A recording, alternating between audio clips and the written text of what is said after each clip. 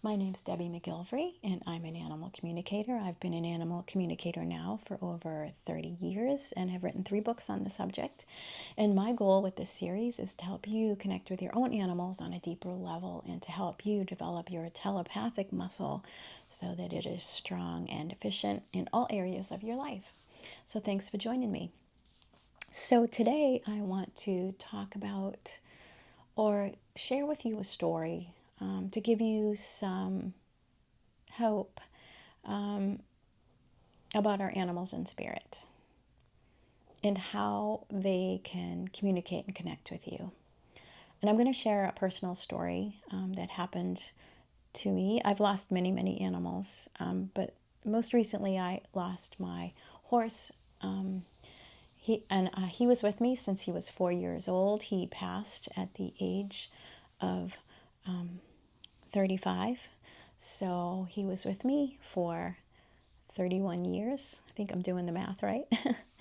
And we have been through so much together. And losing him was extremely devastating and kind of happened out of the blue.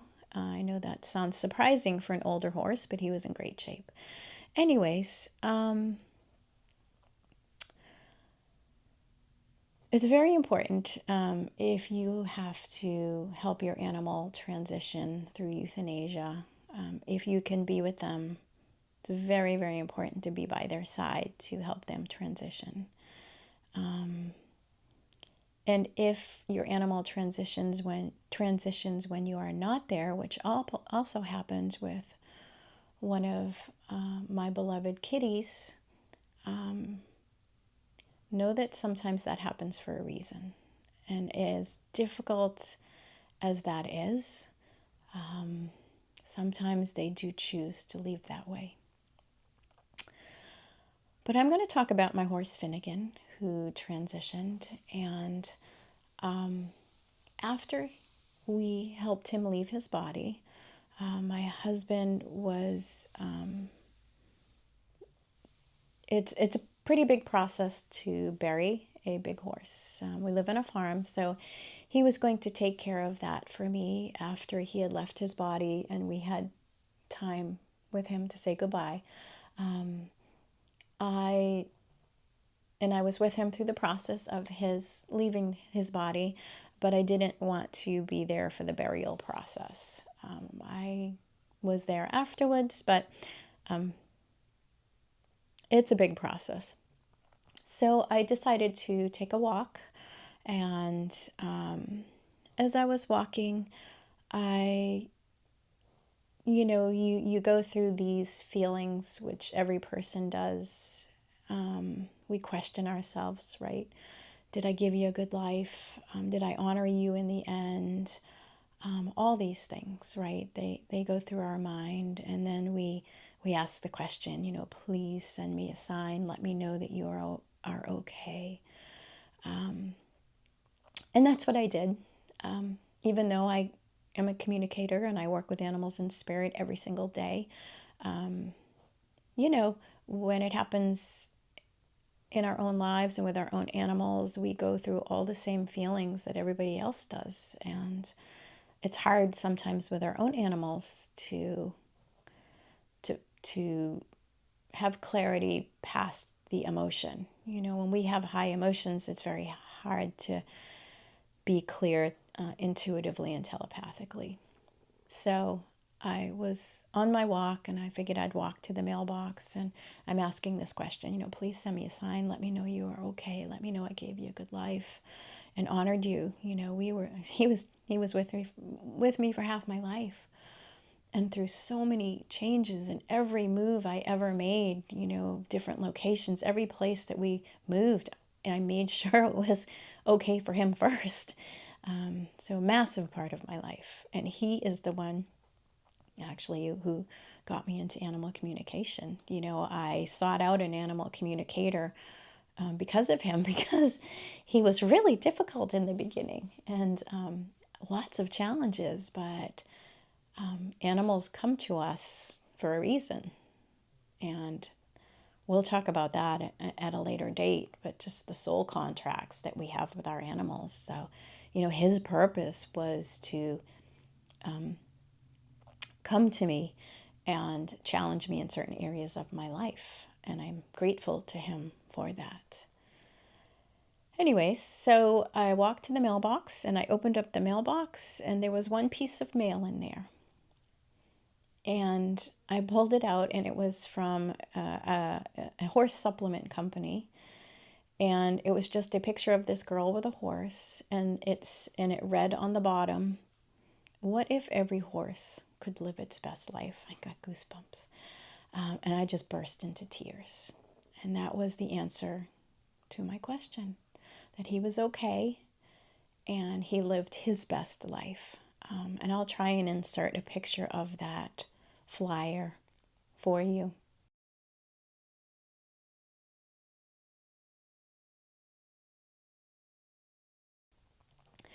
So signs come in different ways. And when you ask the question, you will get the answer. You just have to be open to how that answer will come. I'll share another story.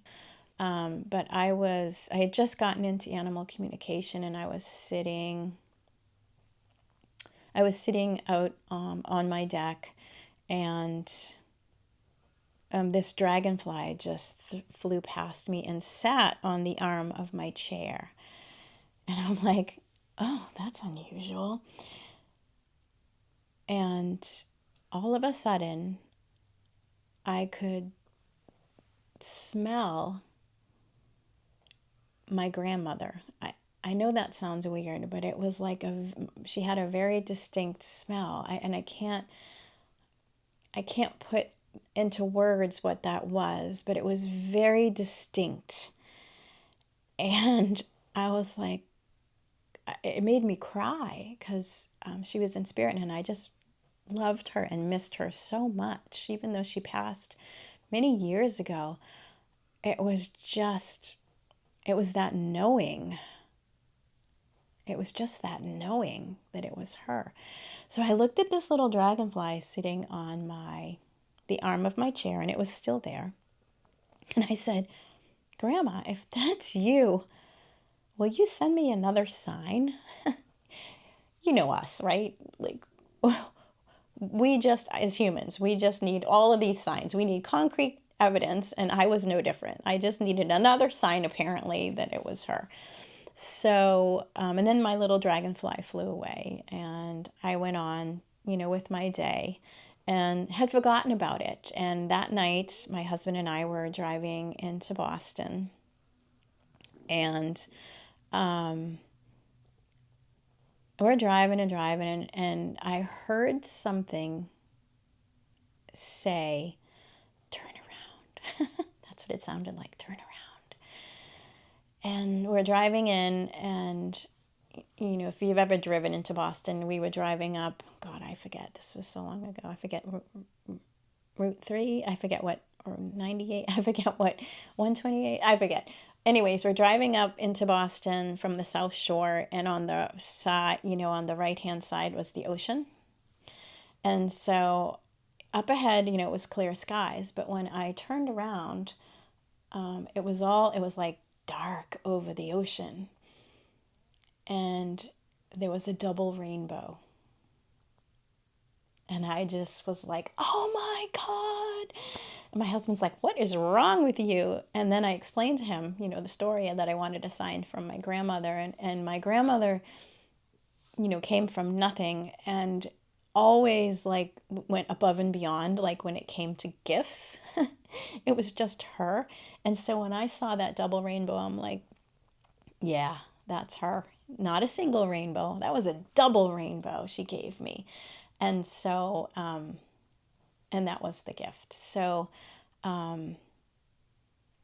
pay attention to whenever you are asking for a sign, see what comes through. It might be a double rainbow, but it may be something more subtle.